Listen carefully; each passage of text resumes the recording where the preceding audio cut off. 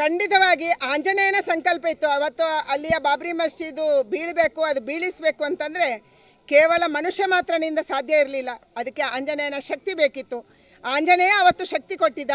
ಇವತ್ತು ಅವನ ಪ್ರಭುವಿನ, ನಮ್ಮೆಲ್ಲರ ಪ್ರಭುವಿನ ಮಂದಿರದ ಉದ್ಘಾಟನೆಗೆ, ಆ ಬಾಲರಾಮನ ಮೂರ್ತಿ ಪ್ರತಿಷ್ಠಾಪನೆಗೆ ನಮ್ಮೆಲ್ಲರಿಗೆ ಶಕ್ತಿ ಕೊಡ್ತಾನೆ ಅನ್ನುವಂಥ ವಿಶ್ವಾಸ ಇದೆ. ಆ ವಿಶ್ವಾಸದಿಂದ ನಾವು ಬೆಟ್ಟ ಹತ್ತಾ ಇದ್ದೀವಿ.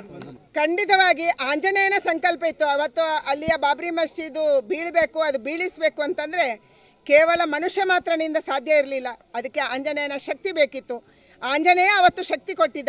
ಇವತ್ತು ಅವನ ಪ್ರಭುವಿನ, ನಮ್ಮೆಲ್ಲರ ಪ್ರಭುವಿನ ಮಂದಿರದ ಉದ್ಘಾಟನೆಗೆ, ಆ ಬಾಲರಾಮನ ಮೂರ್ತಿ ಪ್ರತಿಷ್ಠಾಪನೆಗೆ ನಮ್ಮೆಲ್ಲರಿಗೆ ಶಕ್ತಿ ಕೊಡ್ತಾನೆ ಅನ್ನುವಂಥ ವಿಶ್ವಾಸ ಇದೆ. ಆ ವಿಶ್ವಾಸದಿಂದ ನಾವು ಬೆಟ್ಟ ಹತ್ತಾ ಇದ್ದೀವಿ.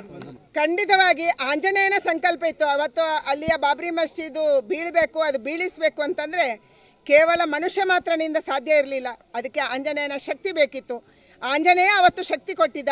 ಇವತ್ತು ಅವನ ಪ್ರಭುವಿನ, ನಮ್ಮೆಲ್ಲರ ಪ್ರಭುವಿನ ಮಂದಿರದ ಉದ್ಘಾಟನೆಗೆ, ಆ ಬಾಲರಾಮನ ಮೂರ್ತಿ ಪ್ರತಿಷ್ಠಾಪನೆಗೆ ನಮ್ಮೆಲ್ಲರಿಗೆ ಶಕ್ತಿ ಕೊಡ್ತಾನೆ ಅನ್ನುವಂಥ ವಿಶ್ವಾಸ ಇದೆ. ಆ ವಿಶ್ವಾಸದಿಂದ ನಾವು ಬೆಟ್ಟ ಹತ್ತಾ ಇದ್ದೀವಿ.